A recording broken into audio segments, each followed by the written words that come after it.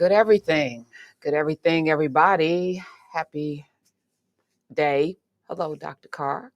Hello, Professor Hunter. How are you doing today? Oh, good. You started us off in a little somber mood. For those of you who could not see and you're just listening, this is Paul Robeson. Is this the actual cover of Songs of Free Men? Yeah, that is the cover. That's the album cover. Yeah. Okay, so it's a man with a chain around his wrist that's broken, with a sword in his hand, putting the sword tips of the spear through a worm with a Nazi symbol, a worm with a Nazi symbol, and the blood that is pouring from this worm is orange, which I don't know if that's on purpose. It's orange, right? Is that Yeah, orange? it looks orange. Yeah, it looks like a corresponding with the banner there. Yes, orange. Is Yeah. orange a particular color of something? Because that Well, had to be a choice. Orange movement, Viktor Orban and them, and what was it? When the Orban in Hungary, the Orange movement, but of course that this predates that by decades.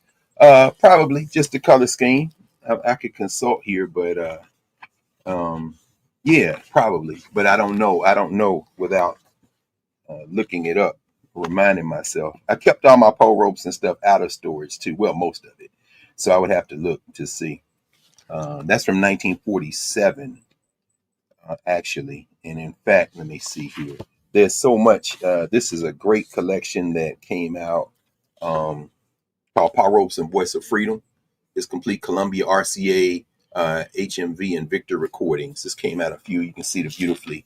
It's all, Wow. CDs, and then the back is all CDs. These are the complete recordings. In fact, there are a couple of pages of those. But then in between is this beautiful book, which goes through, there the Robesons. Yeah, this is one of the Robeson poses from Nicholas Murray's photography. They made a full nude statue of Paul Robeson that has been lost. Victor Salemi, who no, not Victor, Anthony Salemi. We talked about him. We'll talk about it probably a little bit more later in one of our sessions. I think it was 66. But Mr. Bloxon, who was friends with Anthony Salemi, the Italian sculptor that sculpted the Robeson, who also made a bust of Mr. Bloxon, which is in the Bloxon collection.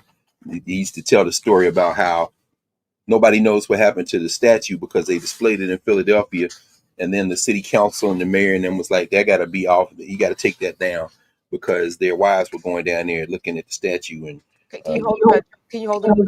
oh yeah, hold on. Let me. This is actually just one of the nudes. Let me see. This is Let me see. Yeah, there we go.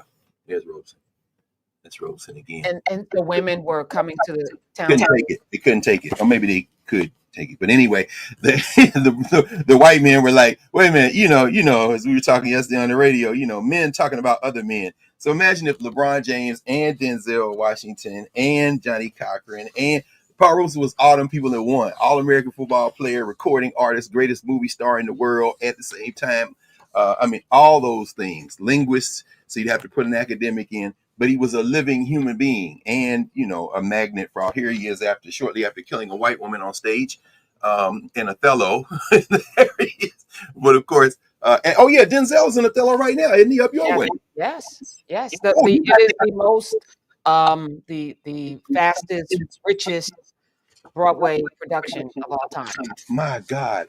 You know what? It must be a hard get as a ticket. I hope you get to see it. I don't have any desire. You're not going. Iago, look, here he is with Essie. It's a beautiful book. That's his wife, Corey. We talked about Essie many times. There they are later in life. She made transition in 1965, 10 years before he did. They lived in London for a long time. But there's any number of pictures you can share. I just love this. Oh, wait. Oh, here we go. Look at this great picture here. Look, there's Joe Louis. There's Marian Anderson. There's Paul Robeson. They're all in. This is from Detroit Racial Harmony Rally after the Detroit race riot. Oh, my man Lawrence Brown, who was his accompanist, of course. Right there, dead center, is Bill Bojangles Robinson. You see Bill Robinson there, Bojangles Robinson next to Robeson. And of course, the great Lionel Hampton, the great jazz artist, vibraphonist there. And Olivia de Havilland. This is from 1943. But, it just goes to show you that you could be an artist and politically engaged and involved. This is a message to the present. No, I'm just an artist. I'm out here doing don't do that. No, actually, I think it's your responsibility. If you have a gift or a talent to lend it to the furtherance of humanity, and if you don't, if you have a microphone of any kind, if you have any kind of audience, this is the time where you cannot check out, and your art has to reflect that. I was talking with Brian Tyree Henry, Mm-hmm. amazing. Same thing, he said, I was raised in Black schools. His dad was in the military.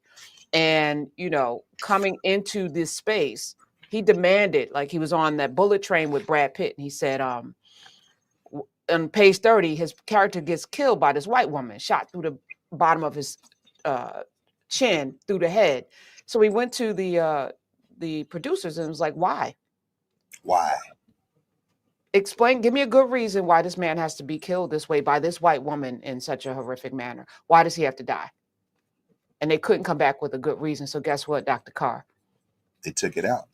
He did not die. Well, he died. He died a bunch of times, but kept coming back. So in many ways, they made him Lazarus or Jesus. But he advocated because he said George Floyd had just been killed. He said, I could not see Black people sitting in a movie theater seeing this Black man killed by this white woman in this most horrific way. I couldn't do that. I had to say something. And he could have, been labeled difficult. He could have, been blacklisted or whitelisted or whatever they call it. But he stood up because that's what was in his DNA, to stand up. Yes. And that is so important. You just said it. In fact, it reminds me of course, we talked about Robeson, and we're going to talk about it again in a minute, but this is his memoir, Here I Stand.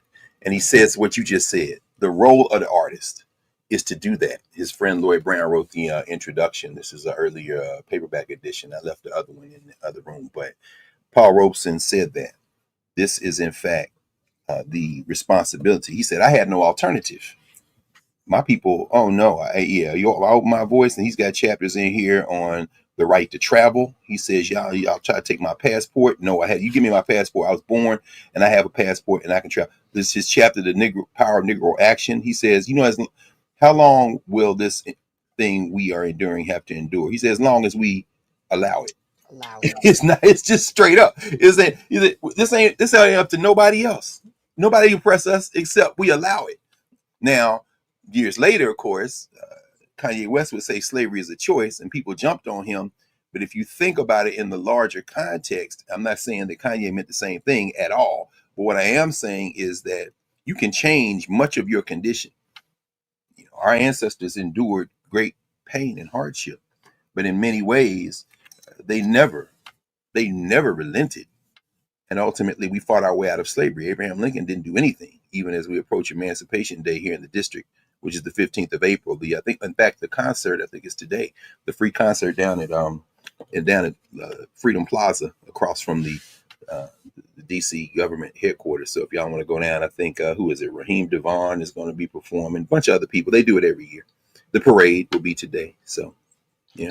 How many people think about their liberation as they're out there putting boots on the ground and, celebrating and, honoring and commemorating? How many of them are thinking individually about their own liberation, but then collectively, it's Paul Robeson as a model, not an avatar, but as a blueprint for what it looks like to explore all of the possibilities of yourself in a time when people were, deeming Black folk less than human. That man showed his humanity in every facet of his being. Yep. And paid for it with his life in many ways, and made it. Hold on, I'm pulling up the app. It's good to see everybody come. All right. So, and but yeah, he one way of reading it, a kind of social structure rendering, to use our framework, would be that Paul Robeson suffered and sacrificed and ultimately was defeated. It's a narrow, small rendering, and many scholars are now in white-facing scholarship, many of them Black, writing excellent work, but again, still not anchored in Africana. But I understand that. I understand the pressures. But they will say, no, he didn't lose. He didn't, and that's true, he didn't. But in a governance formation, Robeson, beloved, they attempted to shut him out from the memory of our people. And here we are in April 2025, 3 days after, as we're recording this, 3 days after his birth, the day of his birth, which was April the 9th, 1898. nearby Princeton, New Jersey, and then growing up in Somerville, New Jersey. Robeson was beloved. His cultural meaning making continues to resonate. Imagine being the biggest recording artist, one of them in the world, at the same time that you're one of the biggest movie stars in the world, at the same time that you're one of arguably the biggest theater star in the world, having come off of being one of the biggest athletic stars in the country, Roby of Rutgers, on your way to becoming one of the most indelible political figures in the history of the 20th century and now the 21st century.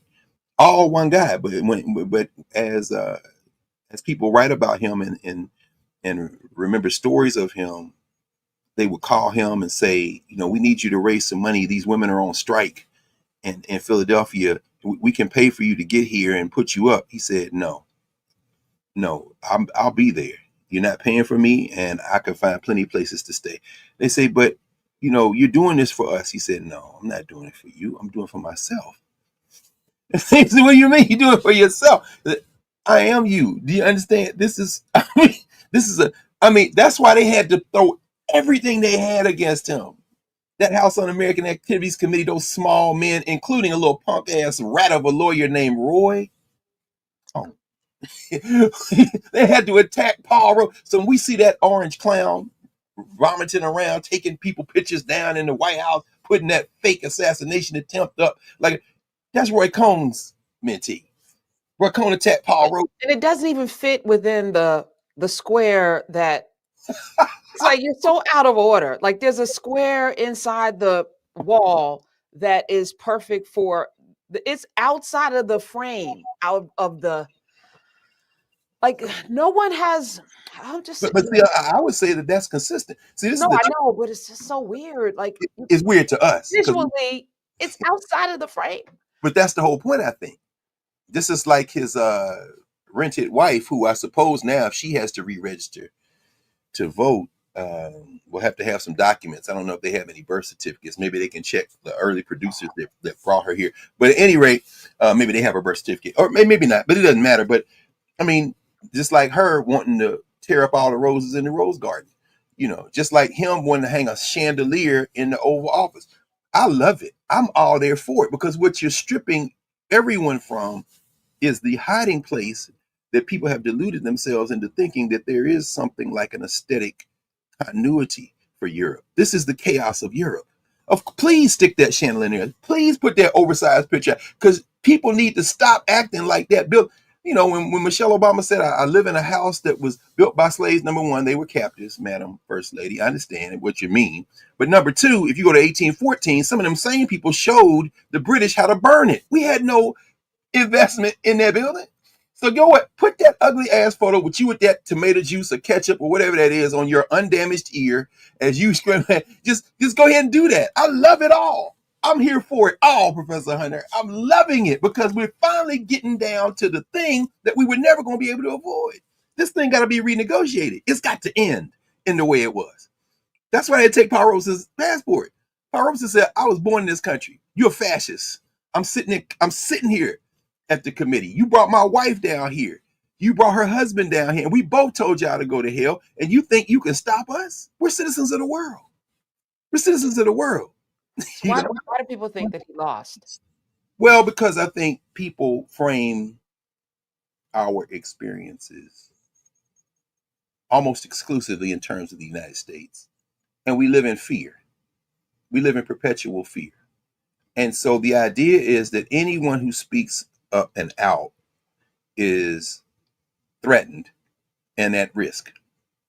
And a person like Robeson, people like the Robesons, because of course we know Essie was a whole scientist, chemist trained. I mean, people like the Robesons are special threats because they're literal life force. The bigness of who they are, just in terms of, and not just individual bigness, but what combines in their bloodlines. Essie Robeson's grandfather was Cardozo, Francis Cardozo, the black head superintendent of black schools in Washington, D.C., for whom Cardozo High School is named. They're too big. And in their bigness, we see our bigness. So that puts a target on their back. You got to get rid of these people. You know what I'm saying? And the thing that I also absolutely love and embrace about the white nationalists who are now running the federal apparatus is that every single person that they have cast, as Donald Trump has cast, in this collapsing drama is the exact opposite of a figure like Eslanda or Paul Robeson. I mean, this is not an accident. We talk about cultural meaning making. Look at the literal people, the plastic faces, the 80s porn star vibes of every single one of the women. The whole idea of these emaciated men, you know, Howard Lutnick with that bush on his face and all the perfect fake teeth as he talks and chop, chop, chop, chop. Every single one of them is cast for a purpose. We are speaking to your deepest fear, your smallness, your shrunkeness, your mummified literal physicality. You shrunk Christy Nome, the cosplay of the Secretary of Defense. Every last one of y'all is cast for what you are screaming to the world is that I am small and insecure. And I cut my face and put plastic on it, and I spray my hair on every day. And I have a bald spot that I won't let the little part of the hair go. And then Stephen Miller, I'm on TV leaning like this every time as my head swells like a watermelon. The poison in me is just making my head get bigger and bigger. And Steve Bannon, a millionaire who looks like he slept outside last night. Elon Musk with his t-shirt on, looking like a mummified plastic face. I love every single one of them. They are helping us. We're going to free ourselves. And y'all think they are that stupid. Y'all really that stupid. Bobby Kennedy looking like he's been laminated, emulsified. Got a doctor in Texas with measles, treating people who didn't get vaccinated, talking about if you take this inhaler, you will be cured not only of measles, but of COVID. I'm here for all of it. Every single bit of it, Professor Hunter. Unfortunately, though, we share air with these people. Mm-hmm. And they share air with us. This is the important thing to remember. I'm saying that their measles, like our health, won't make them healthy. Are you vaccinated? I am. Yeah. Yes. If they want to be Mennonites and have a way of knowing that don't be, you know what? We're going to try to convince y'all, but what I'm not going to try to do is save you once I've talked to you. So that's, I was just telling somebody, because I've been doing these studies with religious people or folk that have studied the Bible. And, there's a scripture where Jesus says 2 by 2, if people don't receive it, knock the dust from your feet and keep moving. We're not sitting there begging, right? Nope. You don't sit and beg and try to cajole. All right, I'm going to give you the good news. You don't want it? Next. All right. That's exactly right. They are, I mean, it's sad. It's unfortunate. It's a tragedy in some ways. And as we talked about last week in our 265th session, the species is scheduled for distinction. All species are. Homo sapiens may have radically accelerated the timetable over the last century, for sure. Certainly the last half century or so, 60, 70 years in the nuclear age. But ultimately, we are all caught up in what Dr. King talked about and where do we go from here? Chaos or community, that inescapable garment. Our destiny is written. It's written from before birth, and we go through the cycle. So to talk about what we should do while we're here is not only important, it's inevitable. We're a species. A species is hardwired to try to survive. But there's always a new world a coming. There's always a new world a coming. There's always a new cosmos a coming.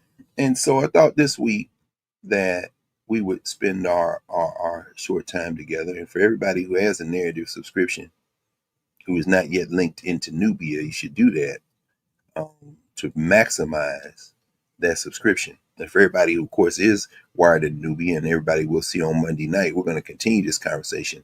We've wrapped up Let the Circle Be Unbroken for our Ways of Knowing conversation, Mama Marimba Ani. And so we're going now to science and technology, which is the fourth of our 6 conceptual categories in our Africana Studies framework. And we're thoroughly talking about and studying in those conceptual categories in part 1 of our course, so that when we get to part 2, our framing questions will then take us through time and space, and we'll watch this class blossom. So the homework, of course, that's already been posted, thanks Ahmad, the homework for Monday night is Jacob Carruthers' 1972 essay, Science and Depression. We'll be talking about that and going into a deep dive on that on Monday night. But as the academic semester ends at all the high schools and middle schools and elementary schools in the United States and in the schools around the world, and at the universities and colleges in the United States and around the world, that release of time for me allows me to spend more time with what has been established in narrative. And I've been spending more and more time pinching off time here and there in the bibliography, which in its first iteration carried us to September 2024. And of course, we have now another 7 months to add to that. We're approaching 7 months of material, of work. And of course, the bibliography, for folks who don't know, if you're in Nubia and didn't know, and certainly on the YouTube side and don't know, and I hate to even use that phraseology, in the broader beyond narrative, let me put it that way, because realizing that we've only begun to touch the edge of the platform capabilities. I see, understand the value of podcasts and listening to my students, and realize that all of that stuff, echoing out. But for everybody who is not yet in narrative or in Nubia, the bibliography, the compendium, I refer to it sometimes, is a skeletal compilation, although it's extensive, an extensive compilation of every session of in class from the beginning to now. And as I said, the first iteration carried us through September, and I've been going back in there and looking at things and seeing the sequence, and beginning, what emerges is, of course, a narrative. And I want to talk a little bit today about narrative. And as I was going back this week, thinking about, what our convening today would look like, thought a lot about Paul Robeson. As I said, we just passed his birthday. The song we heard there at the beginning that brought us in, The House I Live In, I think the Songs for Free Men was 1947. It was after the war. But the song itself was written during the war, The House I Live In. And it became popular right at the end of the war and right after the war. The guy who wrote it, Abe Miropol, Jewish writer, in many ways a marginal figure associated with the communists, which meant death then and now, at least political death, cultural death for the fascists, for the white nationalists, many of whom today can't spell the word communist and don't know what it is except something to be scared of. But Abe Miropol wrote under his pen name Lewis Allen. Abe Miropol, who wrote The House I Live In, also wrote another song called Strange Fruit, Billie Holiday. And we've talked about that. If you watch Ayanelli and Brother Adesoje and Ginga in their weekly conversation around women and resistance, you can go back to the session they talked about on Billie Holiday, and you can go back to the compendium, the bibliography that we have, and you'll see multiple references. In fact, if I pull up the bibliography here, and it's searchable, which I love, and just put in Billie Holiday. I'm gonna do this in real time. Yeah, there we go. The first time we had it was session 52, Billie Holiday and Why We Must Tell Our Own Narratives. That's in the compendium beginning on page 1222. There's a lot of stuff in this compendium anyway. So we talked extensively about that. Because people say, where should I start? Where should I start? We should start with the compendium and then work your way into it. And through that compendium, you get connections to all the stuff that we didn't get into a deep dive from, hence your metaphor profile ways of breadcrumbs. And then the stuff we got into a deeper dive in. And we did Paul Robeson quite extensively, in fact, on multiple occasions. The key one, I think, would be session 58, which now I'm looking at it, I guess, would be, let me see, I got 52 pulled up. That was Billie Holiday. 53, Coming to America, the Hex, and Who is Octavius Catto? That's the Catto, one of the Cattos. 54, History of Kings and Queens, Haitian Revolution. 55, Haitian Revolution. That's right around the time you saw the murder of Ariel Henry, the Prime Minister of Haiti. 56, From the Suez Canal to Haiti to gun violence. How is it all connected? 57, Lil Nas X and What's Held Through an Africana Lens. 58, Exterminate All the Brutes. As we talked about that, Prof, you had just watched it and we were talking about it, and I dug my copy of the book out and we had extensive conversation. But it's also session 58 where we talked a great deal about Paul Robeson. Spent a great deal of time on Paul Robeson, including showing a number of the books and the recordings and giving people some things to think about. And Eslanda Good Robeson was session 38, which is interesting because, again, you need the compendium. That's on page 1201. The title of that, and remember now, we were deep in COVID that first year. So many times we would take as topical points of entry things that were being discussed that week. A little bit different now, though we still do that. It's still, the points of entry are a little bit different because remember, the whole world is shut down. And actually, session 38, which is Eslanda Good Robeson, is not titled Eslanda Good Robeson, but it's called From Gucci Mane to Jeezy and the March on Washington Plan, which is fascinating to me. But at any rate, it's very interesting. In fact, that was in the season, those 30 sessions from session 30 to session 39, unless I'm missing, I think session 30, which was entitled Trump, Bob Gibson, Africa and Questions being there because I think it's the first time we may have gone live. That may be the first time when the brother and sister were at the birthplace of Malcolm X in Omaha, Nebraska, and came in live. These are for those people who are coming in who weren't there from the beginning of the journey, and there are many people who are. I meet people all the time. It's like I've been here since day one on Mr. Saturday. I said, right with you. But for those who are not, understand that we went live. That's on page 1192 of the compendium. But at any rate, we talked a great deal about Robeson, and we talked about Billie Holiday. And in talking about Billie Holiday, we talked about Abe Mirapole, who wrote under the name Lewis Allen.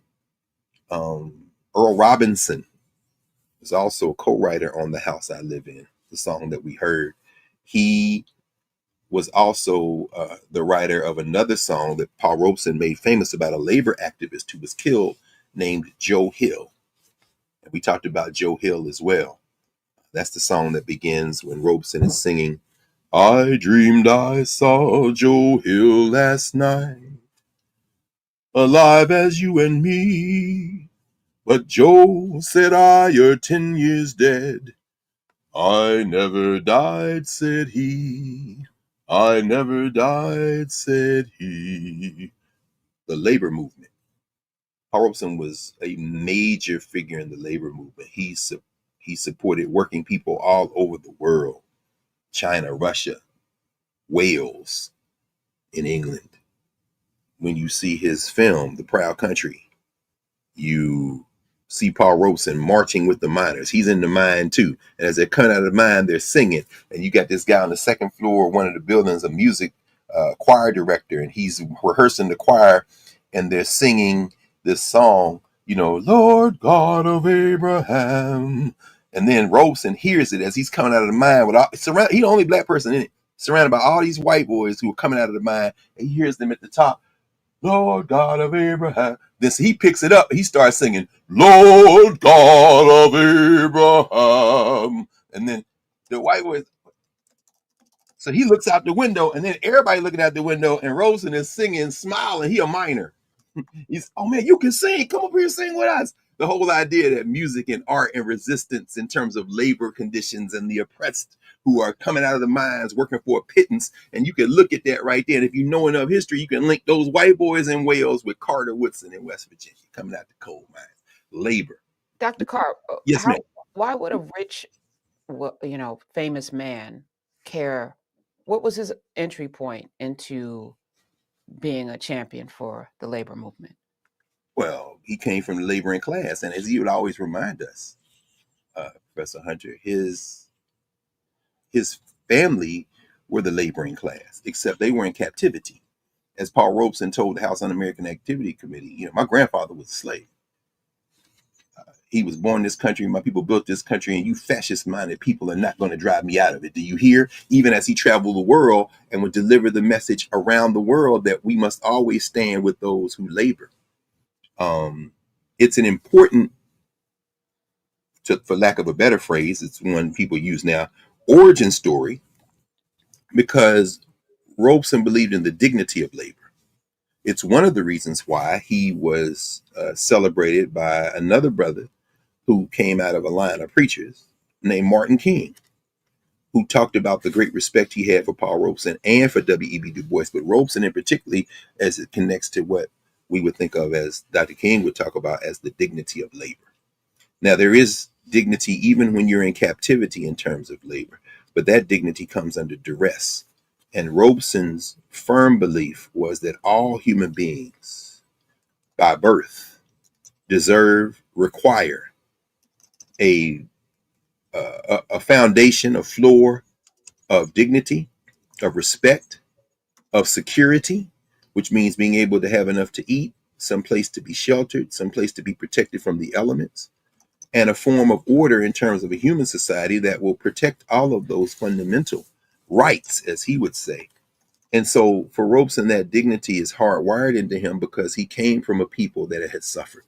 And as he so beautifully reminds us, and I think I actually brought this is one of the rarer pieces. I got a lot of rare pieces, but this was a separate piece that was published separately by the UCLA Center for Afro-American Studies and eventually folded into Sterling Stuckey, his book Slave Culture. But this is Robeson's piece, I Want to Be African.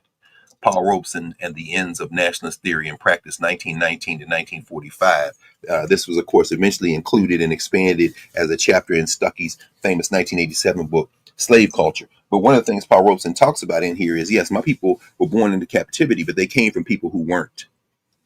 And I am an African. He says this over and over again. There's a recording out there. If you look on YouTube, you can find it where Robeson is like, if I had been born on the continent of Africa, we had never gone through captivity, I like to believe that I would have been one of the people in the tribe who was responsible for the art, the music, and the memory. That I would have been one of what we know now through Amadou Hampate Ba, as we talked about when we were talking about ways of knowing about a month ago in Nubia in the Introduction to Africana Studies class, Adoma, which is a subclass of Jali. Not the erroneously labeled word griot from the French in a social structure rendering, but in a governance rendering and in a ways of knowing of African people rendering the Doma, which are the Jalis. The Jali is a word that translates as blood, means blood, as blood is to our bodies, so memory is to the collective body. A Doma is a subcategory. The Doma are those who have the responsibility. See, if you're a Jali, then you could be a family Jali. You can be a Jali for Amar, royal blood. In other words, you could be someone who tells the stories to keep people together, to basically the best stories in your family, or you kind of embellish on stories to give people a great sense of self. You hype them up. It's a Doma, everything that comes out of her mouth must be absolutely accurate. These are the folks who must, when they say a thing, it must be a thing upon which you can rely. When I think of John Henry Clark, a master of narrative, the man who probably more than any single other person I use as my model. When you think about it, Clark would say some things, you say that can't be true, and then you research it and realize it's true. Or the truth in it is unerring, and what he added to it in terms of narrative storytelling, in fact, There's a book I keep up here, a signed copy of Writings on the Wall, which is Kareem Abdul-Jabbar. Kareem talks about being a teenager in Harlem. And we've talked about this before, so I'm just going to say this on the way to the larger point, return to the larger point.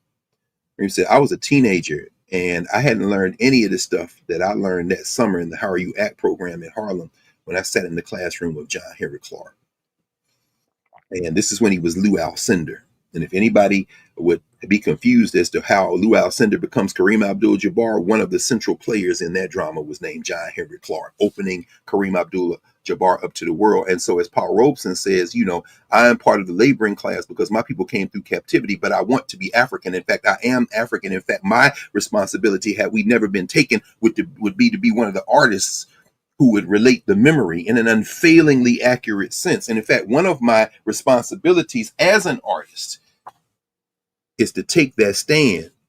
The idea is that that stand allows us to approach and engage with the truth.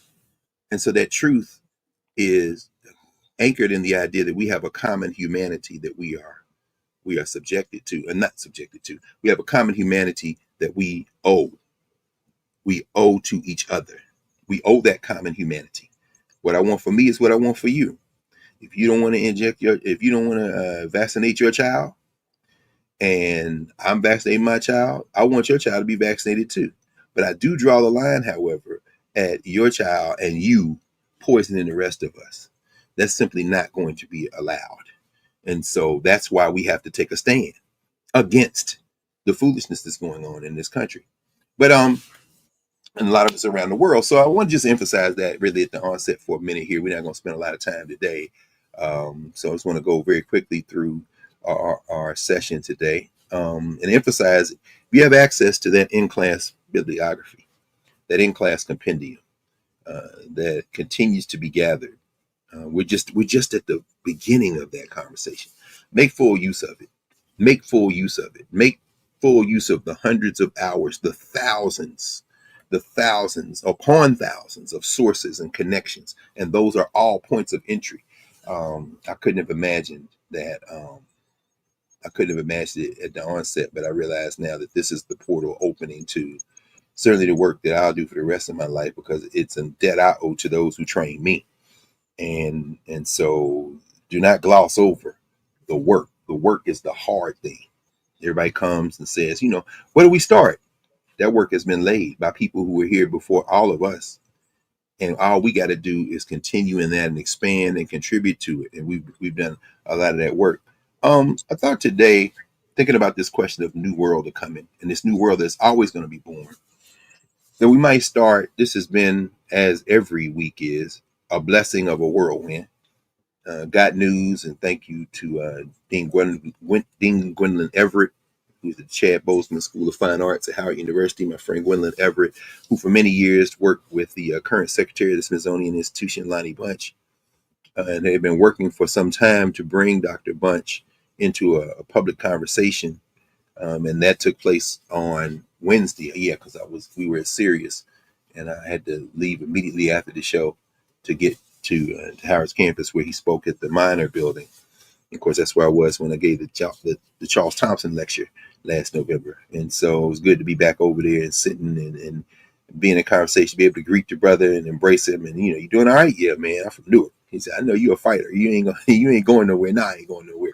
And he shared with us some of his thinking in the wake of that first meeting where Junior Varsity, another man out of Central Casting who seems to have some affection for mascara, Junior Varsity went to the Smithsonian board meeting. Of course, he's an ex officio member of the board. He has no vote. But they sent him over there to do what he has been doing since it was first announced he'd be the vice president, to be an irritant among irritants, a pompous, puffy little ass of a man who comes into the room with the distinct mission to irritate everyone. He failed, of course, a couple of weeks ago, and Dr. Bunch was talking about his vision. And as far as being in the same room with Lonnie Bunch, and he reminded everybody there that when they were preparing to open the National Museum of African American History and Culture, they had gone on a national listening tour. And one of the places they stopped was Howard. And I'll never forget that meeting. maybe about a dozen of us were sitting around a table with Dr. Bunch and with his stalwart group of intellectual warriors. First among them, my friend Kinshasa Conwell, who was the deputy director of the museum, now retired, and freed up. She can't spell retire. Freed up to work on other projects. Once worked at the Studio Museum of Harlem. Has written an important book on collections, particularly art collections at historically Black colleges and universities. Kinshasa Holman Conwell, Howard University graduate. But at any rate, that meeting, he reminded us, that what should be in the museum, how should it look? And when he was there Wednesday, we talked about, he talked in a way that in terms of his public remarks, I thought it was very interesting. They were expansive in a way that helps us reframe how we think about an idea like the United States, about a concept like a country or a nation, even about identity and about responsibility to the group, the kind of common humanity that Paul Robeson is writing about as an African. Paul Robeson is writing about as an African person in the world. And so listening to Dr. Bunch, and I'm an inveterate note taker. I'm trying to see if I put my notes here. Yeah, these are my notes. And this ain't all of them, because it's only 8 cards here. I think I did more than that. They're probably over there. These are my notes. I always taking notes. Y'all see my notes, right? And so as he's sitting there, I'm just taking notes. And it was very interesting because one of the first things that he talked about was the role of culture, history and culture. Culture is kind of like a bulwark, also a way to express love and value. He called culture the glue that holds people together. It immediately made me think of Ed Robinson and Calvin Robinson, Dr. Ed Robinson, who wrote a book called The Journey of the Songhai People. Ed Robinson, who worked on the K-8 iteration of the mandatory African American studies or African American history, African and African American history infusion into the public school curriculum at Philadelphia. Dr. Robinson led the work K-8 in terms of, because K-8, you're not talking about separate classes, you're infusing it across the various subjects.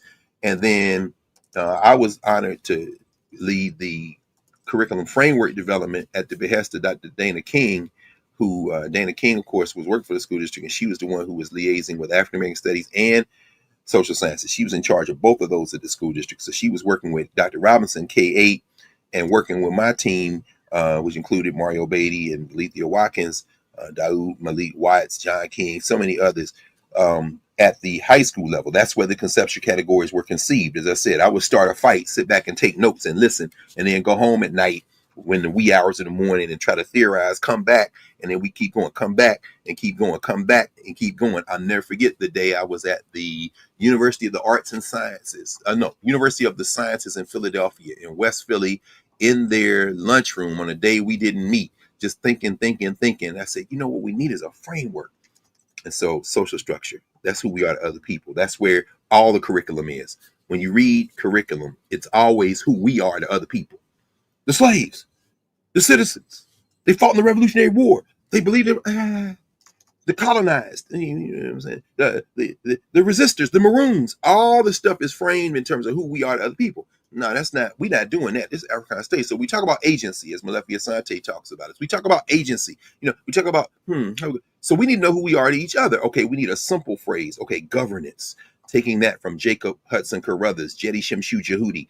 Governance, who we are to each other. Particularly his essay that appeared in the first volume of ASCAC papers, printed after the first and second ASCAC conferences, called Kemet and the African Worldview. His presidential remarks, governance and the wisdom of governance in ancient Egypt, developed over the years. And so I said, let me take governance from that.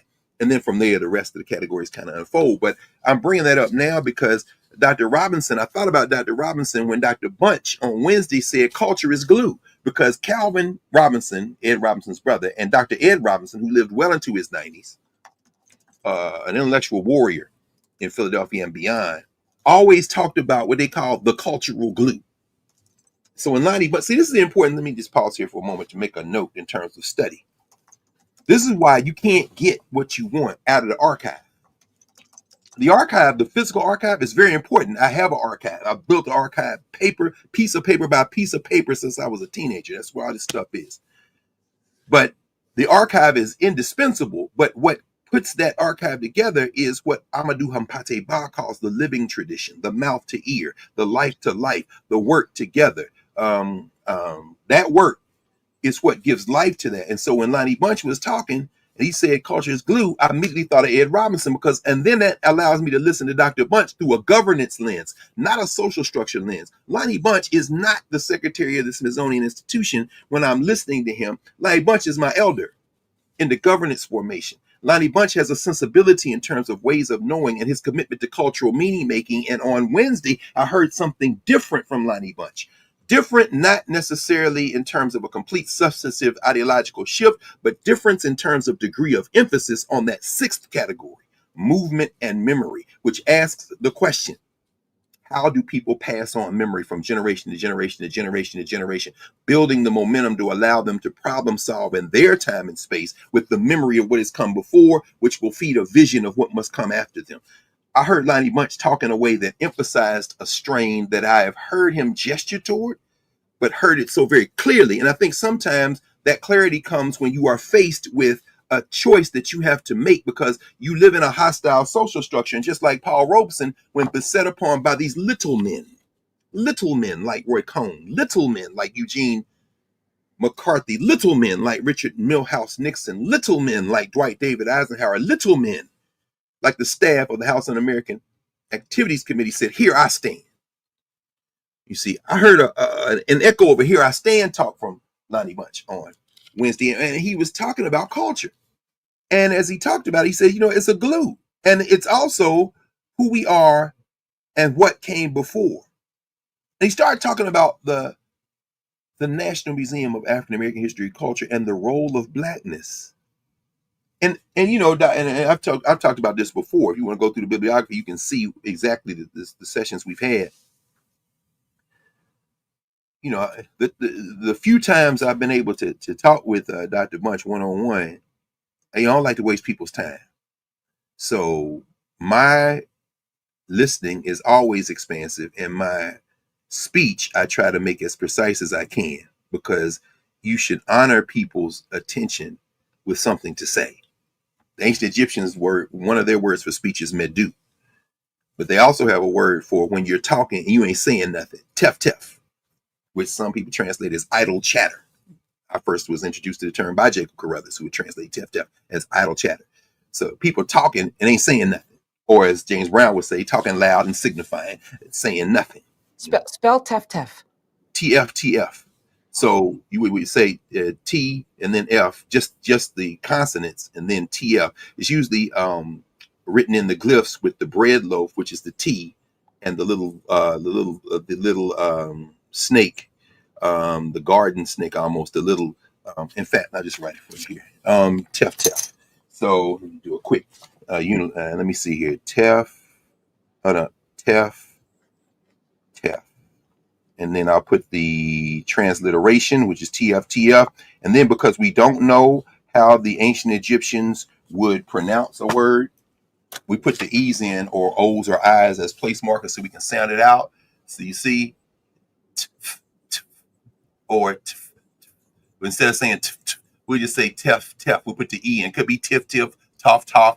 The closest cognate language, and of course, exciting news, Nubian Nation. Dr. Beatty has decided to add something that he has been teaching for many years. He first took his lessons with our teacher, Theophilo Benga. He's decided to add to the rotation in Nubia Coptic. So you can get into that whole liturgical language of the Upper Nile, which would take you into Ethiopia and then give you keys to everything from Ge'ez to Amharic. But that would be, as Mario always often talks about, and also great scholars of the language like Yosef Ben Levi in Chicago, and Rickety Wimby, all folks coming out of Chicago School, the great Roosevelt Roberts over the years, Yvonne Jones, and so many others with the Kemetic Institute. The closest cognate language that we have that continues to live, that might allow us to sound out what the ancient Egyptian speech would have sounded like, is probably Coptic. Again, the role of research, which I'm going to talk about in a minute with Dr. Bunch as well. So yeah, people be talking, he ain't saying nothing. You know what I'm saying? You be talking, so he ain't saying nothing. But speech, medu is a different wording. And just give me a second here. Let me see. Tef Tef. Medu is a different thing. So if you say the I'll start. I loved Meta Nature. I'll be honest with y'all. It was one of my favorite things. The whole idea. In fact, let me just do it like this. No, that's the wrong one. All right.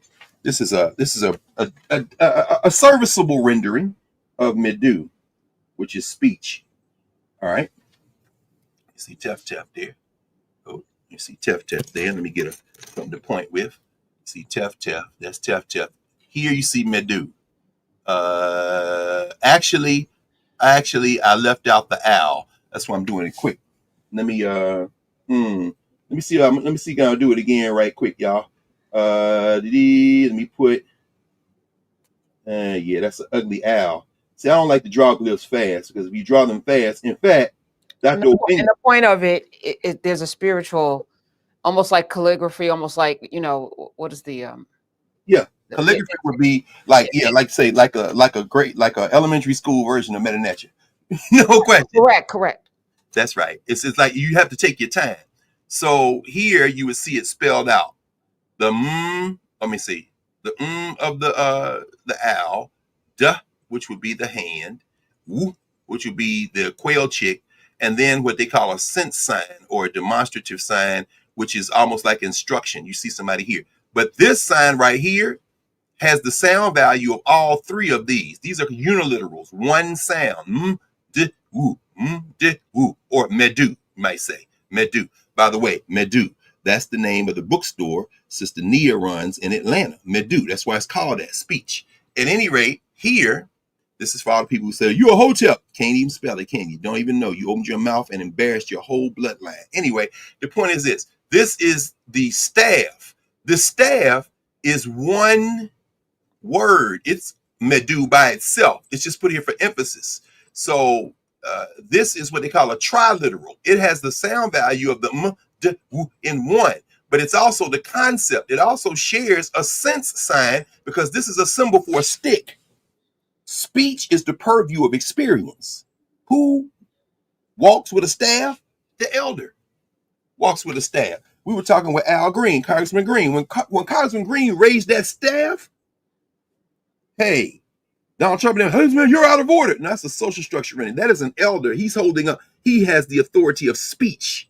You gonna cut Medicare? See the thing about the shrunken philosophy of Europe, and the thing about restoring the momentum of our memory, unblocking the memory lines, becoming Doma, becoming the jolly subset called Doma, unblocking the momentum of memory is that it reshapes how we listen and look to and participate in everything. Al Green at that moment is not a congressman from Texas. Al Green is an elder holding speech against the tef coming out of the mouth of that orange clown standing over there, because he ain't saying nothing. It was not only then, it wasn't a protest, it was a reordering. It was a restoration of Ma'at in that moment, because what was going on from that podium that night of the joint session of Congress, when that orange clown was up there lying, that's what the Egyptians would call isfet, disorder. It's often translated erroneously as chaos. There's no concept of chaos. You go to the Greeks for chaos. The whole concept is you are out of order. You are out of order. There's no chaos. Chaos means that there is some uncontrollable unfolding of something that has no rhyme or reason. Chaos, no. You're out of order. But Ma'at always is. Order will always be restored. So what Al Green did was hold that staff up, and that staff, Medu, speech, is the thing. So the speeches of those who have heard, or to translate that as those who've been heard, to translate it into Ebonics, which is not broken English or Black English, but a form of speech all its own. The idea then is that the speech of those who've been heard, which leads the first lines of this book that Arique Armand, his team, the Shimshu Bach team has translated out of Senegal, the instructions of Tao Tep. What leads this multilingual translation, you see the glyphs at the top and then many different languages being translated, his team to translate. What opens this is Ptah Hotep, the wise elder in Kemet, going to the government and saying, hey, May I be instructed now that I've reached this advanced age. Shout out to the family of Russell Lee Adams. We went to the memorial after we left in class on last Saturday. And to everybody, his son, his daughter, his partner, his wife of 60 years, as we memorialized him, the man who hired me at Howard. And so he would be the Ptah, and I would be the junior. And in his case, he went to the dean, the great James Ashley Donaldson, who you've heard me speak about many times. You go into the bibliography, you look at him coming out of Florida, graduate of Lincoln University, PhD, University of Illinois in mathematics, age 26 for a long time, the dean of Howard University College of Arts and Sciences, at one time the interim president of his alma mater, Lincoln University. Well, in the Ptah role, it will be Dr. Adams going to, in this sense, the Pharaoh, who would be the dean in this story, James Donaldson, saying, I need a replacement. And so let me go find my replacement. Let me train my replacement. Medu, speech, Yawu, old age. The phrase, speech of old age. In other words, as an elder, let me find the person who would replace me. To the Secretary of Wrestling, Linda McMahon, who confused the number 1 and the letter I, who said that this week that young people would get a good A1 education because A1 is going to be more and more important, not realizing that whoever prepared those remarks for her, AI, let me get it. Anybody got a metal folding chair? Okay, thank you. Or AI, maybe you need a little reminder from your previous work. But at any rate, the Secretary of Wrestling is technically called the Secretary of Education, educare, meaning to draw out of the Latin, right? It's very nice. I love the Western renderings, but that ain't what the Egyptians were talking about. The phrase education, no. Let us go to the Africans, the ancient Africans, who would say, as an elder, let me find the young people who will replace me, as we stood there in the well of the chapel at the Howard University School of Law, Dumbarton Chapel, and memorialized a man who is physically no longer here, but whose spirit lives in all of us, including me, who said to Larry Crow, when he was interviewed by Larry Crow for the History Makers 20 years ago, Dr. Adams told him the story about standing over his own father's deathbed as his father made transition, and called all his children around the bed and said, each one of you, the mathematician, the professor, all of y'all, each one of you is a piece of what I wanted to be. And Dr. Adams said, I had to leave the room. But before I did, I said, Pop, we are you. And so on Saturday, what I said was, Dr. Adams, we are you.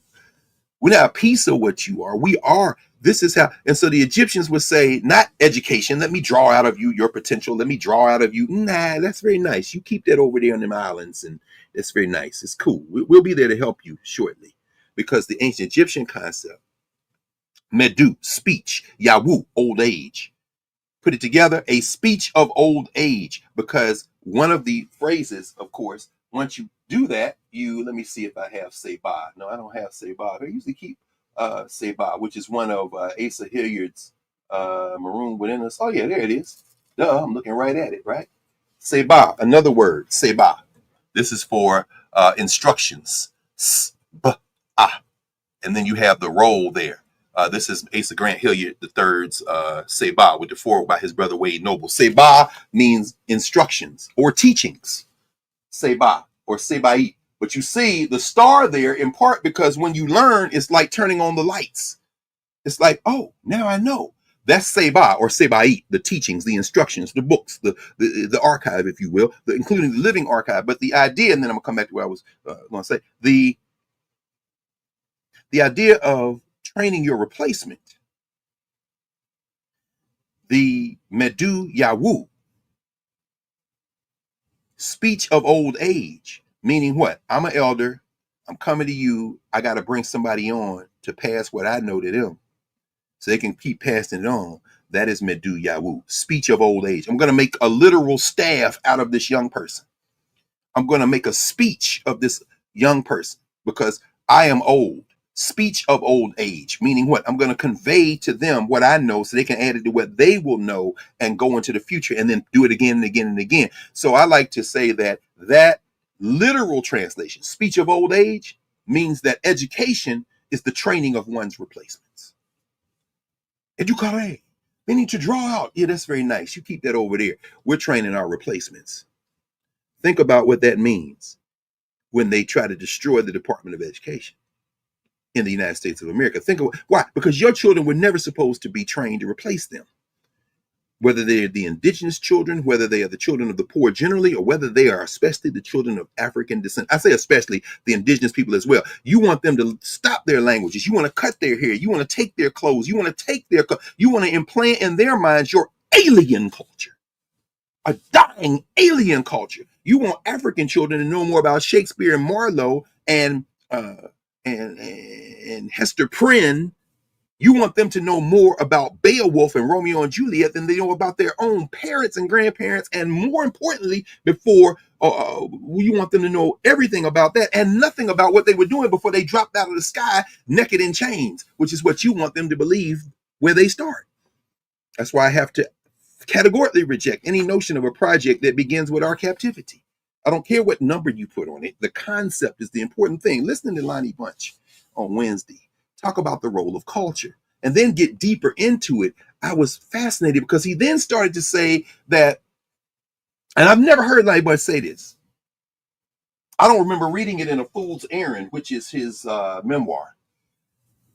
But he said, there is no single story of America. Now, I've heard him say things like that, but when he said it on Wednesday, it blew my, it really, because he was talking, in fact, let me see, can I find it? Yeah, he was saying that when he got to the Museum of American History, which he ran by, he's got a long history before that, Chicago Historical Society. I mean, goes all the way back. Got his PhD in public history at Howard University in the 70s. He said, when I was running the museum, when I got to the Museum of American History, which he ran, he said there was a single narrative that bound it kind of together. He said, but by the time I left, no, he said, no, he didn't say that. He said, when I got there, there was a national narrative. And now there isn't. And now there isn't. Them 4 words hit me. I said, let me write this down. And now there isn't. What does that mean? That means that everybody who is in a country has a personal story, a regional story, a family story, a community story. And the challenge of a museum for him, see, I look at museums as crime scenes. No, I don't. They're also crime scenes, but I look at them as evidence rooms. Like a museum is an evidence room in the West, because they ain't had no museums. Now, when we go to Kemet this summer, they will say this is the biggest open air museum in the world. The Grand Egyptian Museum, which they have opened now. Last year when we went, remember y'all, it was a soft open and it was huge. This year, apparently the whole building is open, which means we won't be able to do it. We could spend 2 weeks in the Grand Egyptian Museum in Cairo, but we won't be able to do it. But we're going to be able to go around, which is going to be a blessing. But even that is something that is a reverse engineered rendering of something that the West created, which is the idea of collecting stuff and putting it somewhere for people to look at. It's a valuable contribution, make no mistake about it. But in the West, those are evidence rooms of the crimes you committed. You know, here's the Indians, here's the Native Americans, you know, and Native Americans, here are the blacks, you know, here now the Museum of the American Latino is going up, the Women's Museum. Okay, what did you do and how are you narrating this? And Lonnie Bunch on Wednesday talked about the idea that when you put together a museum, in his mind, you got to put as many of those stories in there as possible. Well, guess who doesn't want that? Junior Varsity, Donald Trump, vomiting all that poison over everybody. Bobby Kennedy Jr. doesn't want that. Certainly Elon Musk doesn't want it as he tries to get his white friends to leave South Africa and come to the United States as they try to have one last rally against the ocean of non-whites that have always been the majority in the world and now threaten to capsize your funky settler projects. Yes, they want the museums to tell one story. Lonnie Bunch said, when I came to American history, it was one national narrative binding it together. Now there isn't. Woo. By the way, Smithsonian Museum is the board is not controlled by the President of the United States. He can nominate people to serve. Congress nominates other people are swapped out. He's beyond the reach of the president to completely destroy. And Bunch ain't going nowhere. He from Brick City, as we were laughing about that before he started. I said, yeah, Brick City ain't going. He said, nah, man, I ain't So gonna fight. why did Kevin Young leave? That's a good question. I didn't ask him and don't need to know. You know why? Because Kevin Young, good brother, I don't know him. I mean, I met him a few times. First time I met him, he was running the Schomburg. And we sat and talked for a while. That's when I went up for a program on Theaster Gates. The good brother Theaster Gates was there. And then the next few times I've seen him has been at the museum, and they've been kind of tight-lipped about why he is taking that leave. But as far as I'm concerned, he could come back today, or he could never come back. It don't change nothing in my mind, because as Lonnie Bunch was saying, he said they may succeed in forcing me out one way or the other, but the work will continue. And like Paul Robeson said, this ends when we decide it ends. Lonnie Bunch said on Wednesday, the only thing that stops us from achieving what we want is us. If enough of us come together, he said, I am nonpartisan. I have to be nonpartisan in this role. So I can't say anything one way or the other, but I will say that enough people can change anything. And so I'm saying is they will continue to attack Lonnie Bunch. I know they will. The only question is, what are we going to do? Because, I spent a lot of time at all of those museums. I spent a great deal of time. In fact, shout out to the Howard University Alumni Association of Atlanta. That's where I was a few weeks ago, 3 weeks ago, helping them raise money for last dollar scholarships. We're in the season of graduation, and also helping them raise money to fund the journey of about 40 teenagers from Atlanta schools, Atlanta high schools, who shout out to my man Quintavious, who was on that trip last year, who's now a first year student at Howard. My friend, brother Biko Rice, whose father, David Wall Rice, my colleague down at Morehouse, he's on the trip this year. Those young people came up, and they've been here now. This is their third day. They got here in the wee hours of Thursday morning, and they came to my class, my hip hop class. They always do. This is like the 10th year they've been coming. Shout out to Karen Shropshire, who has always led that work. My good sister, Howard alum, Howard University School of Law. They're going to law school this morning, and then they're going down to the museum. So I'm going to do my best to try to meet them before I go over tonight. If you're in town, Sankofa, my home, Sankofa, 6:30. We're doing a Paul Robeson conversation. Haile Garima, Jordan Strudwick, my good young brother Jordan Strudwick, who's a programmer on WPFW radio. We're showing a film on Paul Robeson, and then we're going to talk about Paul Robeson, the tallest tree in our forest, tonight. But I'm going to try to meet them at the museum. I spent a lot of time in those museums, and listening to Dr. Bunch on Wednesday talk about this expansive view of what museums do. He said there's no single story, and my job is to try to get as many of the stories into all the museums. He said I didn't want all the black stuff in the National African American Museum. And it's true. You go to every museum on the mall, and most of the affiliate museums in the country who are affiliated with the Smithsonian, they got stuff from everybody. The whole thing is to do everybody. He was very interested, because I've heard him talk about the idea that the National Museum of the American Indian confuses a lot of people when they come, because there's no natural starting point. I love that. But he also made a point that I think creates a tension for me, even as I understand it and embrace it at moments, which is, he said near the end of the remarks, when he got into question and answer, some great questions raised, by the way, by Howard University graduate students and undergrad students. One of the things he talked about was the idea that people want a guiding narrative, a thread line to take them through museums. And he said he thought that was important. I think it's important too, but I also resist it in a settler context, because what is the guiding narrative of a settler museum, which would be the Smithsonian, which would be every museum in the United States of America, if it ain't run by us, and too many of them that are run by us, that respond to the narratives, the fake narratives of this country, although every narrative is made up. Just like a Jolly can tell any kind of story, but a Doma got to tell it straight, the way it happened, the way they remember it happening, passed down through centuries. Museums, I think they probably aspire to be Doma, but what is the binding national narrative in a criminal enterprise like the colonies of the Western Hemisphere? That is an open question to me. And finally in this, and then we're going to kind of begin to wrap it up, Lonnie Bunch talked about the fact that his bedrock guiding principle, which I thought was fascinating to me, he said his bedrock principle in trying to tell these stories is sound research. He said, if you got the research down, they're going to fight with you, but they can't say it didn't happen. And I said, man, my man, I hear you, brother. I'm not mad at you. Because see, what Junior Varsity and want is an imaginary world. Junior Varsity, who took his entire immediate bloodline by the scruff of their neck and threw him under the bus, read the book Hillbilly Elegy, to get where he was going. Now he's standing up looking just like Jethro Bodine in his suit, but somehow wanting us to believe that he come through another genealogy. So you don't even want them Appalachian clay eating hillbillies in the museum, do you, junior varsity? You don't want your white people who are Indian in the museum, do you, junior varsity? You are reaching for an aspiration to a myth that is, even by mythological standards, absurd.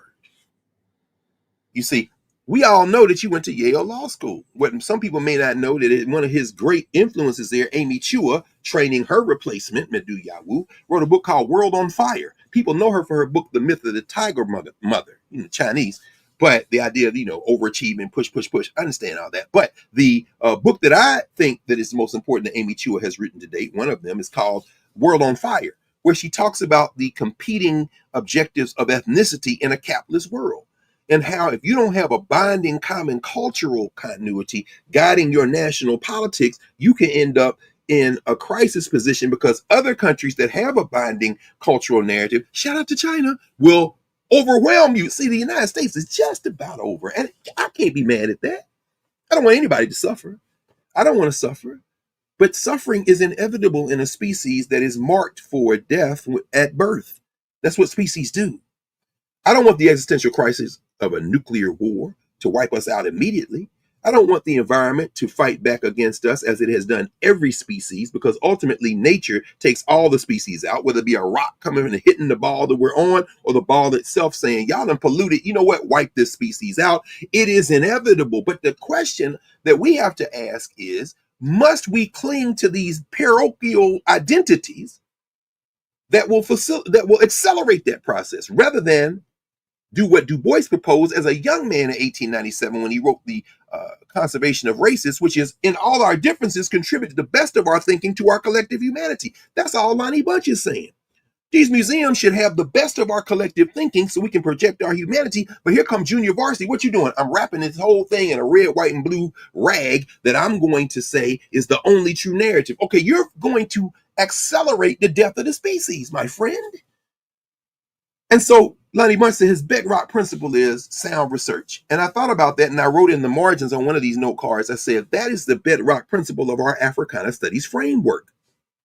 This is not celebrating heroes and holidays, as my Afro-Canadian friend Enid Lee would write in her package of materials for teaching and learning, beyond heroes and holidays. We ain't talking about favorite foods and dress and style and music. No, we're talking about world senses. We're talking about meaning making. We're talking about ways of knowing, contributing them. What these fascists want to do is wipe out everybody's memory but the imaginary line that they have, including that fake Greece and Rome that we talked about last week. Let me continue. So this question then that we find ourselves in today, this new world of coming, is absolutely anchored in the kind of thing that Amy Chua, Junior Varsity Vance's teacher at Yale Law School, fears, which is what?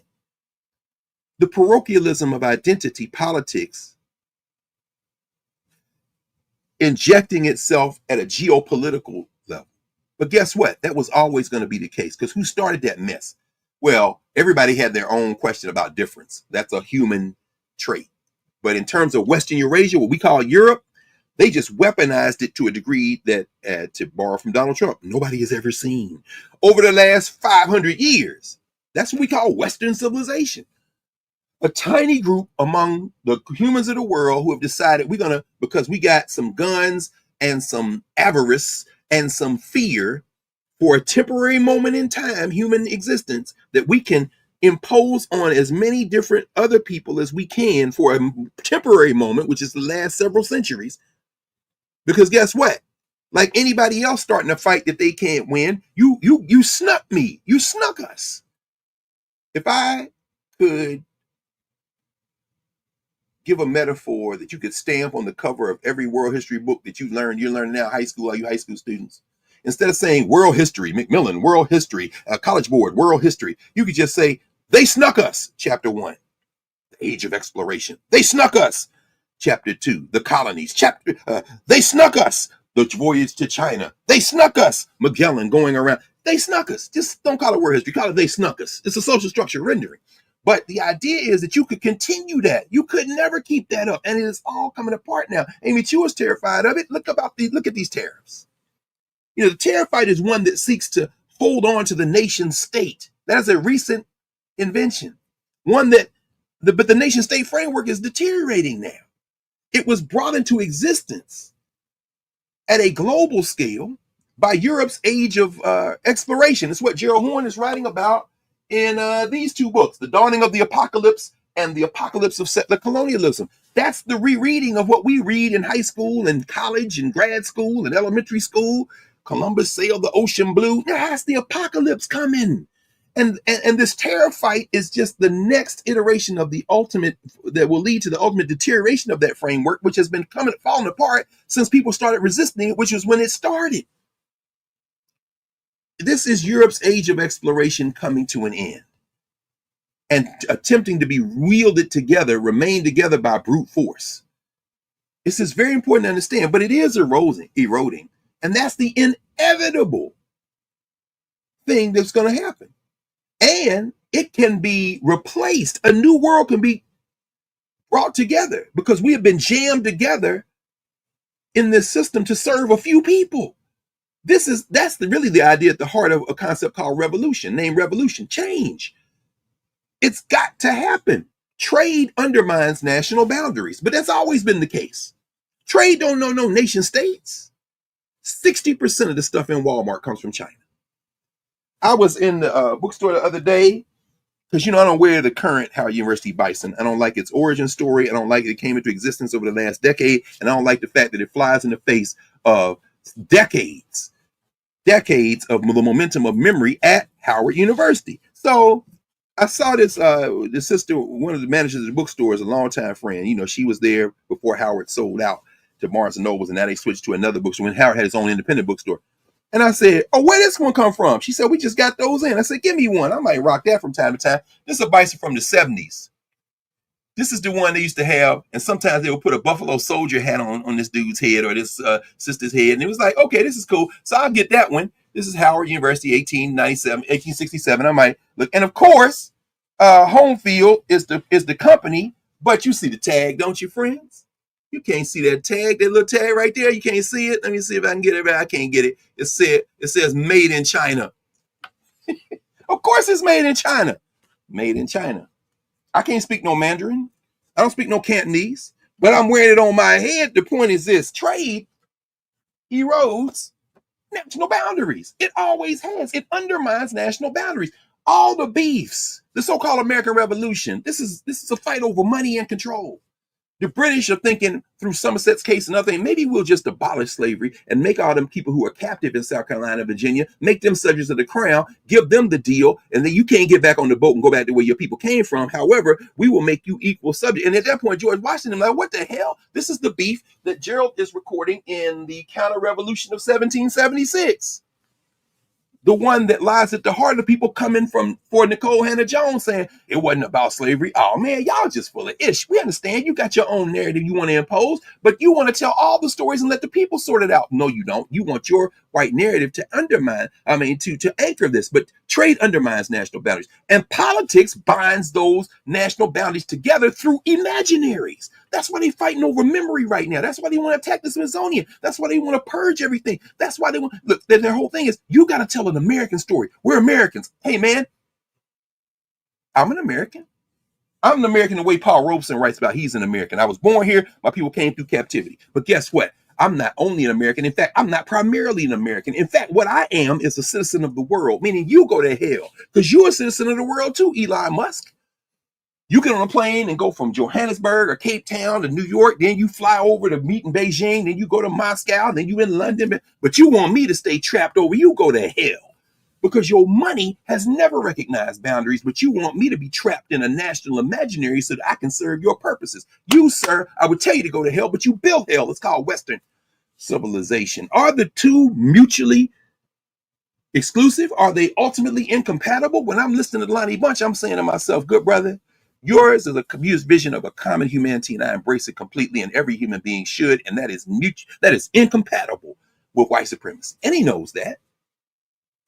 People move, the migrations mean that people have always moved all over this ball, but the networks that came out of the global system, the modern world system, those networks ultimately undermine the illusion of control.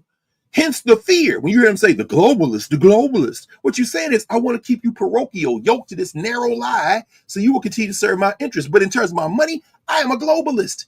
Every time the stock market dipped over the last week, you don't start by getting up in the morning and reading the New York Times or the Wall Street Journal. You got to read the Financial Times, because England opened before the United States did. And before that, you go to the East, or maybe the West, depending on where you go, because since 60% of all the goods in Walmart came from China, I agree with what Gerald Horne always says. Gerald Horne says, really, you can stop calling it Walmart, maybe, and call it China East, because they shipping the stuff out of China coming across the Pacific into the ports in Oakland and LA. The whole point, please understand, Walmart is the largest consumer and the largest user of containers in the country. Why? Because the containers coming from out of the country. They saying they're gonna keep all the prices low. So y'all worried about y'all drawers? You worried about your cheap hats with the bison on them? Well, you should be worried, because the clown is trying to keep his lie together through a national imaginary that is in direct contradiction with the real reality, is that the world already is connected. The nation state is an imaginary. Here we are, winding to a close. Here we are, National Library Week. We're ending National Library Week this week. This is the second week of National Library Month, the whole month of April. So we're going to return to a lot of this stuff. Yesterday we were on Sirius, and the brother Antoine, who's a librarian, a couple of librarians called, one from Brooklyn, one from Charlotte, North Carolina. He said, I had Aida, the aria, the opera. I had some people performing it in my library, and this little black boy came up to me and said, Mr. Antoine, why you got them white people singing in my library? I couldn't stop laughing. You know why, brother? I got these white people singing in your library because it's your library, and you should have everything. You should be exposed to everything. It's very important to understand. Understand that one of the brothers who called is a manager in one of the Brooklyn public libraries, and he said some of these people can't speak English, and I help them. Sister speaking Haitian Creole, I'm helping her get on the computer and enter stuff. Even as this clown and his racist court takes more than 6,000 mostly Spanish-speaking people and take their social security numbers, so that with the hope that they'll self-deport because they can't get a bank account, or it's going to be more difficult to get a debit card or fill out an application to get rent. You know what? Let me tell you something, man. Texas and California and Texas, number 1 and number 2 in terms of population in the United States. Both of them used to be 15 minutes ago part of something called Mexico. You're finished. Your little Spanish-speaking friend who came allegedly out of Cuba. I say allegedly because his ways of knowing aren't consistent with any Cuban I know who is a human being. That would be Little Marco. Little Marco flitting around the world, ears flapping, him too out of central casting, trying to express his fealty, kissing your behind, sitting up in the White House the other day. Don't y'all understand it's over for you? How you going to self-deport to a place that was there before the place you put the name on the map for, and it's going to come back to that place? Please understand the expansive nature of deeper thinking, of which we are all capable. So I wanted to, talk a little bit more about this in the context, again, about 5 more minutes. These rulings that the Supreme Court just made, finally we got one on the merits. This came yesterday, Nome versus Armando Abrego Garcia, where the Supreme Court voted 9-0, you got to bring that man back from El Salvador. Even the Christian soldier and the wholly owned subsidiary of billionaires, meaning Alito and Clarence Thomas, said you got to bring him back. And what, if you read the little 2-page rejoinder that the feds put out, they're like, hey, we ain't got to tell you shit. We ain't got to show you nothing. We'll get around to it. I don't know where he is. This is another sovereign country. They going to literally destroy the courts if they get away with it. More courts this week lined up to bend nothing more court. More law firms this week lined up to bend the knee to Trump. But guess what? Trump ain't gonna be there much longer. 4 years, 8 years, 15 years, don't matter. The thing, he can't save it. You trying to shrink will mean everybody gonna have a workaround. If y'all been paying attention, the China terrorists, China called them clowns. They said y'all a joke. Read Amy Chua's World on Fire if you want to understand it. Junior Varsity's professor. Note that 10% tariffs for the world is still higher. Paul Krugman was making that point this week, than anything that has ever come before. He reduced them. It's still higher than everything. And you trying to punish China? China is laughing at you. Guess what happened since we saw each other last week? The EU is moving closer to China. The president of the European Commission They having a China summit in May. Please understand that. Van der Leyen was on a call with Xi Jinping this week. They are planning the EU-China summit in July. Pedro Sanchez, who was the prime minister of Spain, was in Vietnam and then went to China this week. Brazil is negotiating with all of them. Brazil is negotiating. Lula da Silva is going to see Xi Jinping in May. Guess what's getting ready to happen? Y'all getting ready to cut out. Get cut out. You can cling to this ADOS. You can cling to this descent of America. We don't want no immigrants. You want the immigrants. Why? While you're on a device saying you don't want immigrants in a chat or in a Zoom call, in a YouTube stream with a device that came from all the immigrants that shipped it here. Your device is an immigrant. The draws you got on when you got to put on some draws to get in front of the screen and say that came, your draws are immigrants.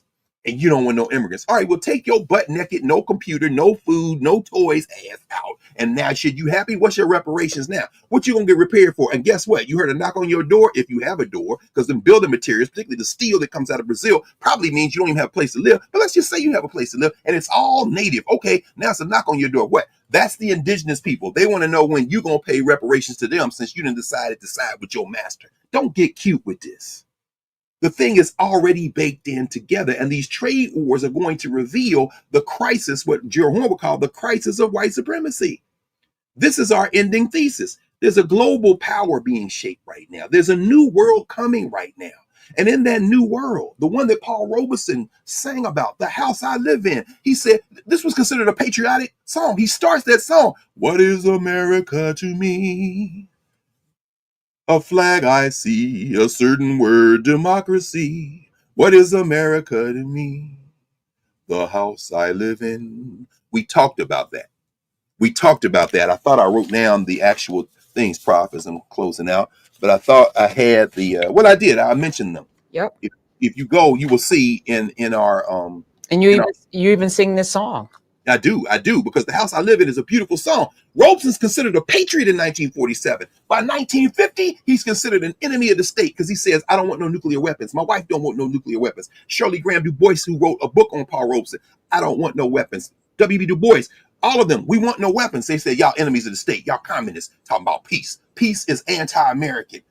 Let's take your passports. Let's do all of that because these white supremacists are rabid. They survived it, though. I love the Sonny Rollins version of The House I Live In. I was playing it before we came on. He plays Sonny Rollins still with us in his 90s. He doesn't perform anymore, but he's playing The House I Live In. If y'all get a chance, listen to it, because at the very end, after he plays the then he comes in and he does what Sonny Rollins does. He always gives you a quote to make you think. And the last strain he plays before he resolves it back into The House I Live In is what? Did he just play? Yes. And Lonnie Bunch said it on Wednesday. The blackness we have, we brought with us. If you want to inject it into the American story, then you have a chance of building something different as part of a global story. He talked about that too. But if you want to keep this in your narrow story, all you are ensuring is the end of your project. And we have to be crystal clear about that. We have to be crystal clear. A new world a-coming. World a-coming. What is that reference? Actually, there's a couple of... Roy Otley wrote a book called New World a-Coming. It might be, if memory serves me correctly, from one of them spirituals, of course, which would mean the Christian reference. You already knew that, though. You knew that, though. Y'all know Professor Hunter, a Bible scholar. She would never claim that, but I believe in flattening those distinctions. Negroes go to seminary halftime. They don't even read the whole Bible. They just look into how to figure out how to do the So, yeah, I think that's where it goes. Did you go? But it's also expanding, talking with Dr. Black. I just spent some time with him. And he was talking about, because he's a choir person, and he made an admission to me, which I'm going to reveal, about his spiritual connection and his attachment or not to Christianity, which is interesting because he goes to church more than probably you and I, for sure. No, I'm sure he does, because he's going to be in church tomorrow with about 4 choirs. He go to different churches, you know what I'm saying? For sure, which is another kind of complication with Black folk. Yeah. And if we're honest with ourselves, we're not wedded to Christianity as much as we are to the underpinnings of African ways of knowing that are present. And so he said, oftentimes the choir will contradict what's going on in the pulpit. And I thought about it, and he gave some examples and said, I was like, so we've always known the truth. Yes, We've always found a way to bake the truth into this massive mythology lie space that we're in. absolutely. And And we have to understand that. That's what we shouldn't be scared of. yes, If that we, part. don't be scared of it. It's funny, and we're getting ready to wrap up. My, our sister Angie Porter. Angie got a chance to get in her schedule. By the way, her grandfather John Porter made transition. Just ring the bell for him. He, I think they had a memorial this Monday in Philly, but she came to my class over to law school because to workshop the 2 articles she's written on Africana legal studies. And these law students who have been trained to think about the very narrow confines of Western jurisprudence, particularly in the United States, you can see them, because that whole class, we do this week after week, but it was good for them to hear somebody else talk about it and to read these articles where you can find how to fight in the system, but not by being part of the system. Like you're not, no, you came from somewhere else. And when she walked them through, just one quick example, when she walked them through how to question witnesses, she used the example she often uses, which was the elder in the George Floyd trial, who even the prosecutors mistreated because they said, oh, he's a colorful character. He has on his, no, this is an elder. The way y'all even question him, even the people supposed to be on his side, the police side, the commentators, y'all treated this man like a social structure rendering. Oh, he's got his hat on. You can see he's very proud to be. No, that man is an elder. Even how you approached asking him questions was disrespectful. And she said, you know who will pick up on that? The jury. So even think about jury selection. Think about it. There are Africana ways of doing that, and they're not ways that came from jurisprudence of the United States. They're ways we brought with us. How you treat human beings. It was just a very powerful moment, and I just wanted to raise that because. And I should also mention this. Haile showed soundtrack of a coup d'etat on what night was it? Because I couldn't get back over there. It was Thursday. Yeah, Thursday night. Because I'm on rolling, so I couldn't get over there. But he said he wanted to show it again, and it reminded me we'll schedule. I'm thinking maybe, and we can. I'm saying this to everybody, especially those who got subscriptions or who are not yet in Nubia. Maybe the 15th. Okay. Which would be. We're always ready. And then also, thank you. Somebody sent me a DVD of the Sobukwe, A Great Soul. You can't find it. So they sent it, must have been from South Africa. I'll tell them, I'm gonna ask them, can I share? So they sent it to me. So now we can watch Sobukwe, A Great Soul, which we couldn't do before that came in the mail. I said, wait, we got Sobukwe? We can watch Sobukwe in Nubia and refill. So I'm like, so we're gonna do soundtrack. I'm thinking if we do Tuesday evening for soundtrack to a coup d'etat, set aside it's 2.5 hours. So we have to figure out when to start because I get out of class at 5. I could probably get here by 6. And I get off the radio at 6. Okay, well then maybe 7 we could do. And then we'll talk, or 6:30. Okay. And then Nubia and refill, maybe the following week we could do Sobukwe, A Great Soul, or maybe we wait 2 weeks. But we're gonna ramp those up, y'all. And of course, you got to be in Nubia to do that. So. And we have in narrative a reggae class by Dr. Shabazz kicked off last week. Yes. So but this is the gathering, but also the remembrance. Yes. I thank you so much. Thank you. Oh, shout out to the people. My people, I'm going to meet them. This is the Back to the Mecca shirt. Let me see. You see it? Howard University Alumni Club of Atlanta Back to the Mecca bus trip. HU, April 9th through 13th, 2025. And of course, I'm the only one with one that didn't come from Atlanta because they always bring me a shirt because you ain't supposed to have one unless you did it. But they always give me one. And I said, y'all know if you give one to me, I'm going to tell the world. They said, we know. But please, y'all. Walter Kimbrough at Talladega was talking to Roland the other day. He's down at St. Aug this weekend, did a town hall yesterday. Our HBCUs, they are coming for them. We just went on the top of the list. We jailbroke the Black University. So give to the schools, but understand we already left that concept. We start from here, we can strengthen those. So that's right. Give my love to the people. I know you're gonna see some people today. So yes, I will touch folks. Love you. Will you do like this? That way they'll know. Love you too, Prof. I love y'all. See y'all Tuesday, Monday night.